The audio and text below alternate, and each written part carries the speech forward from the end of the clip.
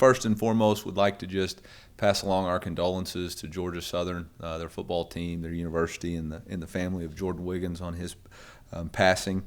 Our hearts and our thoughts and prayers are with them as they go through this. I know Chad personally. I know he's a great leader and a great man, and I know he'll lead their team in the right way through this. And it's bigger than football, and in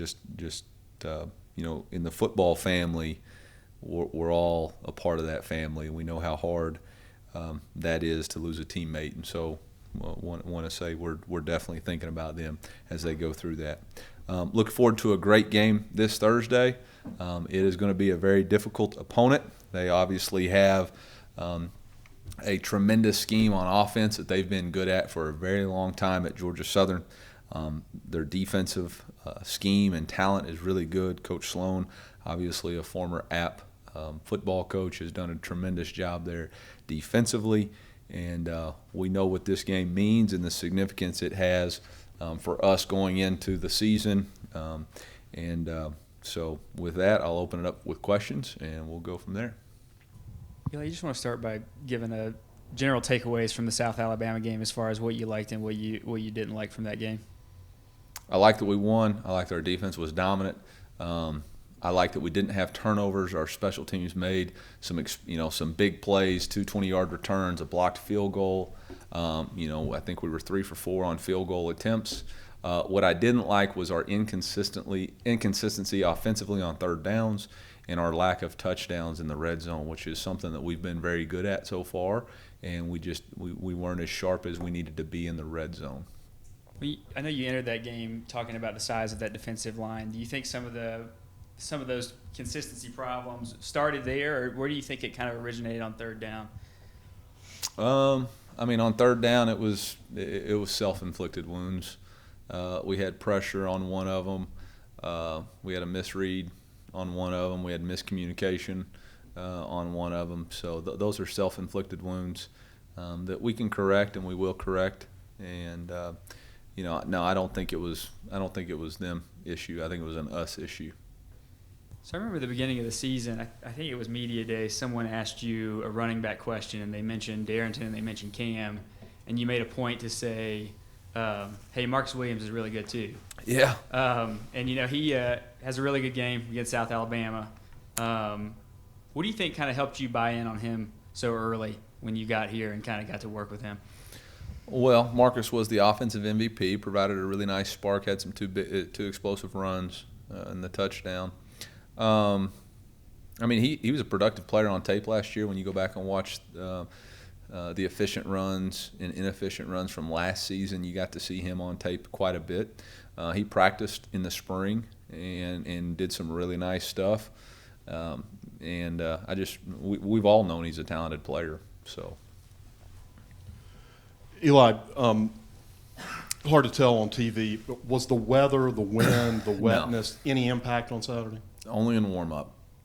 Yeah, only in warm-up. Going kind of back to I had wet socks all practice. I don't know if wet, soggy socks and shoes were a factor. You didn't bring a change for halftime? I did, but I didn't change. I don't know why. I was stubborn, I guess. Superstitious? Yeah. Okay. A little stitious, not superstitious, a little stitious. When you talk about the red zone, kind of going back to Ethan's question a little bit, and he asked you a little more about the third down situations. Yeah. Their scheme changes when they get into the red zone. The field gets tight, and they get tighter as an alignment. Kind of back to his question, was it their alignment? I'm sure they were doing some things well, but where would you put the responsibility for not being as sharp as you wanted to be there? Me. I'm the offensive coordinator. I'm the head football coach. It's my job to make sure that our offense is ready to play, that I call plays that we can execute, and I didn't get it done. So it's as simple as that. It's not their fault. It's not this fault. It's my fault. So we'll work to get that corrected this week. I didn't do a good enough job getting us the ability to stay ahead of the chains and run the football, which we've been able to do, and we didn't convert on third downs. So that's a me issue. So we'll get it fixed. You mentioned Scott Sloan as a defensive coordinator at Southern. What, if any, benefit, detriment is there to going down there and facing a defense that is based very much on the scheme here, looks a lot like the scheme here, uses players in similar ways. You practice against it every day, and obviously you know how effective these guys can be. Does it help? Does it hurt? Is it inconsequential? I'm going to break that question down in two parts. One, I hope they're coming up here. Oh, right. Yeah. And two, it's not the same scheme as us. We got a different scheme. What we do is totally different. I don't know what they've done in the past. I didn't study the defensive playbook. I know that our defensive staff has incorporated similar things from what they've done, but I would say it's a different scheme. It probably helps us having Coach Smith and Coach Gasparotto because they do know that scheme. It probably helps us having Coach Watts and Coach Clark because they do know that scheme and have gone against it. But it is different than ours. So, talked about the rivalry between App and Georgia Southern a little bit. You've been in some different places. Obviously, it's hard to find too many rivalries bigger than the Iron Bowl.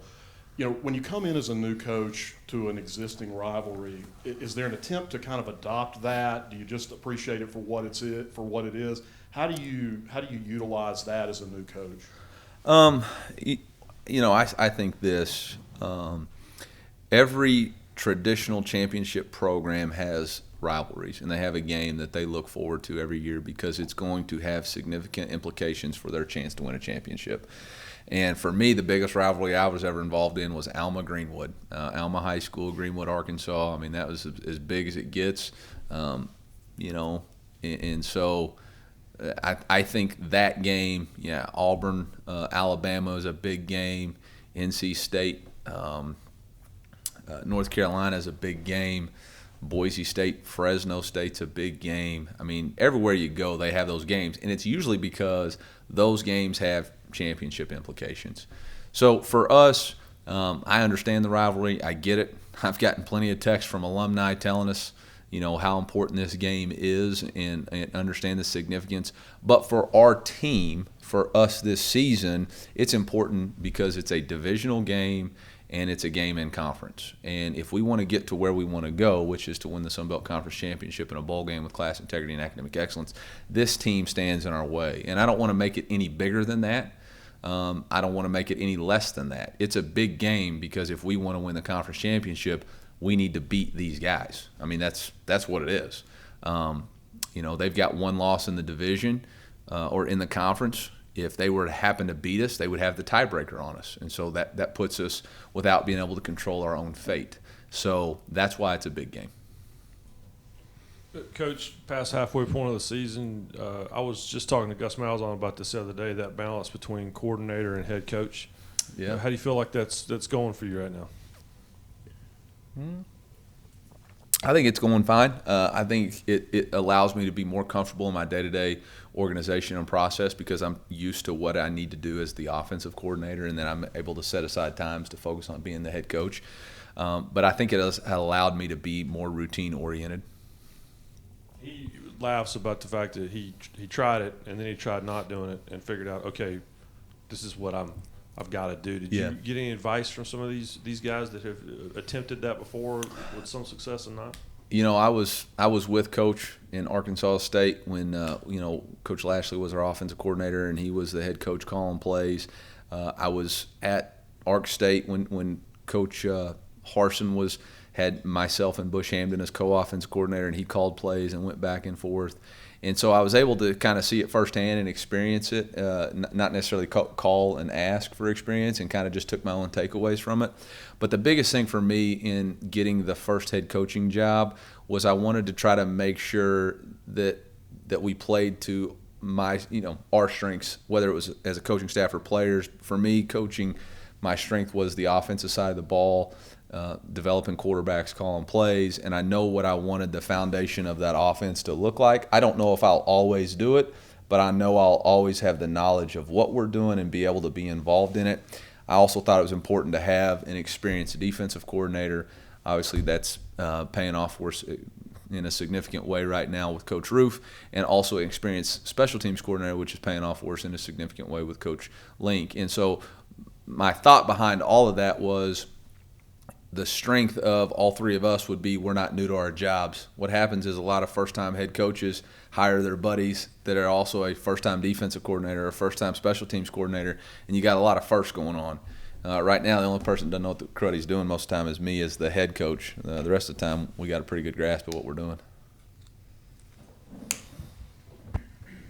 Can you just kind of break down Georgia Southern a little more specifically as far as what do you expect from them defensively and offensively? Well, defensively, they returned 6 starters. They got 2 of the best corners in the conference, Marquavian Brinson and Kendall Vilder. I may have mispronounced that last name, but they are really good players, do a nice job in their coverage schemes. They mix up both zone, man, trap.